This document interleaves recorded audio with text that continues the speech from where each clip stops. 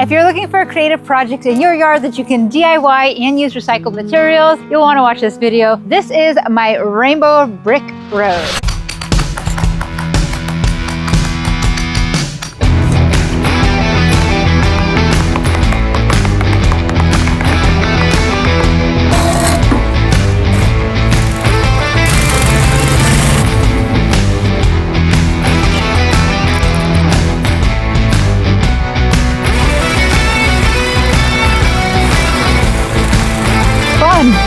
Today I'm going to go through some of the maintenance on it, but I'm also going to step you through the step-by-step on how it was built. So maybe you'll make your own.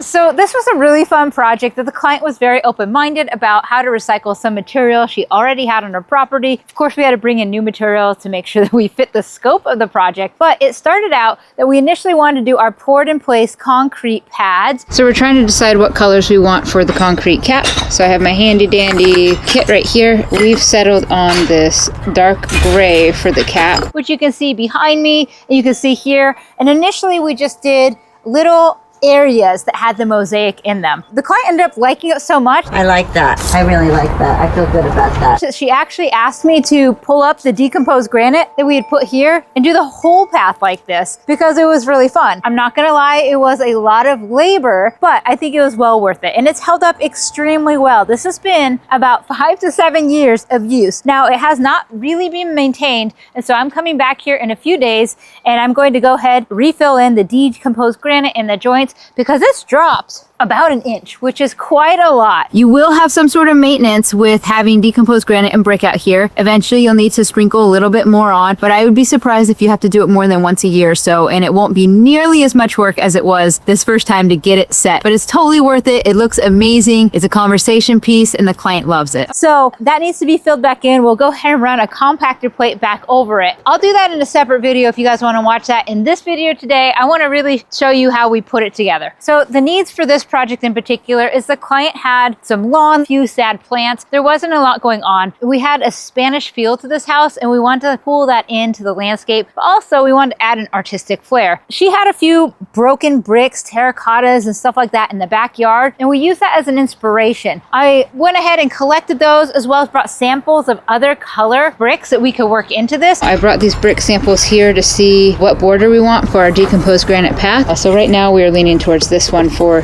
the brick for our border because it ties into the terracotta. It has some reds, it also has some grays. I really like the idea of using bricks for this instead of pavers or flagstone or other stuff because bricks are actually pretty uniform. They come in like a 4x8 square, they break pretty easily, and they're able to be recycled pretty uniformly throughout here. But also the thickness is about 2.5 inches. So for this project in particular, the first thing that was done was inserting the edging here. So this brick right here, they come out of Nebraska, and Endicott is the company that does them, and they have these really cool colors. So you'll see that we have the border mixed in here with a few of the other colors they have available. This border was put in first, so we got our grade. That's important to just, figure out when. We have a slight slope all the way down here, but these bricks were put in with concrete. And that's super important for this to be successful. Maybe the most important thing is you have to have a really solid edging. So that could be poured in place concrete. That could be bricks set in concrete. You could also use a paver edging, those plastic ones, but I really think having something mortared in is the way to go because these pieces have a lot of space in between. They might have movement, and we want to lock that movement in and define this path. So edging went in first. I went ahead and got my paint spray, sprayed out the shape, made sure I liked it. I was working alongside a few crews to help me get the edging in. I largely did the path myself, but I had the edging put in for me. I went ahead and sprayed out the curves that I like. As you can see, instead of doing like a bunch of little ones, would feel really busy. They're big, sweeping curves, and they also kind of open up to the spaces that we want to connect. So this is the main entrance, and then this pulls in here, and these are the side paths. After you have your layout installed and your edging in, it's time to start on the brick mosaic. So this area needs to be dug out a few inches at least because you need a base material. That's super important. The base material creates a nice compact area that is level that the pavers, or the bricks I should say, sit on. And so soil removed, putting in 3 to 4 inches of base material material, compacting that, ideally with a vibrator plate to make sure it's nice and compact. And then we come through with 1 inch of sand along the whole area. Now the inch of sand allows you to kind of play with different depths and sizes. Because we're using bricks and they're all uniform size, that makes it a little easier, but it also gives you for some forgiveness, because here and there we have like a few pieces that's a terracotta and it wasn't nearly as deep. So it kind of gives you the play with it, and you can level each one out. So after getting the base material and the sand in, I went ahead and broke a lot of bricks. A lot of bricks to break.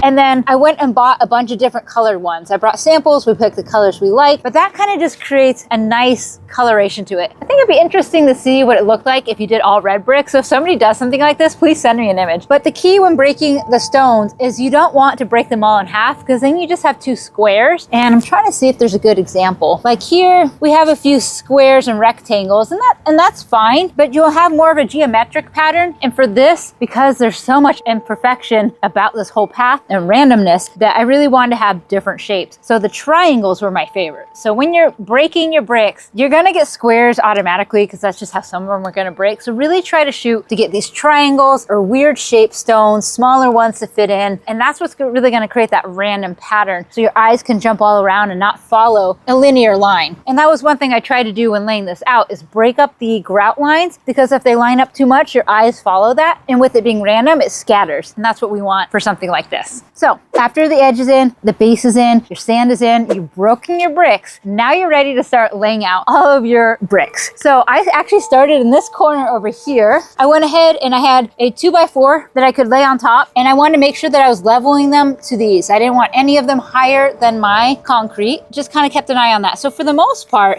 they're pretty level. They're not perfect, but I don't have some sticking up half an inch over the rest. They are all pretty easy to run your hand across. You're not gonna grab any of these and trip. Now, over time, this is a problem. The DG should be the same level as the brick. So this is just a maintenance thing, and it probably should have been done like every 2 years or so, and it's again been 5 to 7. I can't remember exactly.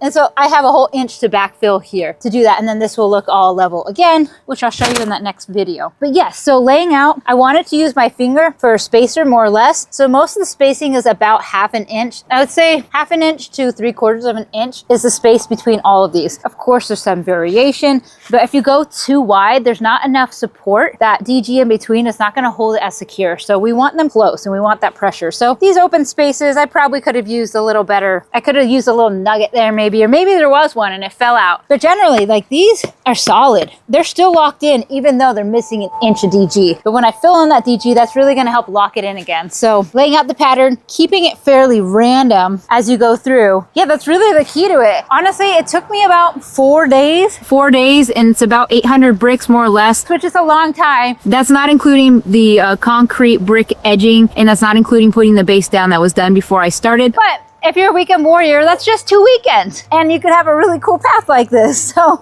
it was very labor intensive, but cost wise, it was cost effective if you buy like a standard brick. Some of these like black bricks that I have, these ones, I'm not gonna lie, they were like $2 a brick. They were kind of expensive, but you don't have to be bougie. You can buy standard bricks from, Home Depot or whatever, or recycle some from a project. And that's one thing to keep in mind. A lot of people, when they have bricks that are recycled, they might've been pulled out of somewhere and have some mortar on it. You don't want those bricks because the mortar is usually somewhat on the top or on the side. If you have clean tops, you can consider it, but you don't really want the mortar up near the top because you're always going to see it and it's going to look messy. I don't think it'll look very good. So I would avoid bricks that have a bunch of mortar on them. It's harder to work with in general. You can knock on the mortar off or chip it off. You'll just have to kind of decide for yourself. But if we had a bunch of like little mortar things here, it just looks messy to me. Even though this is random, it's your call.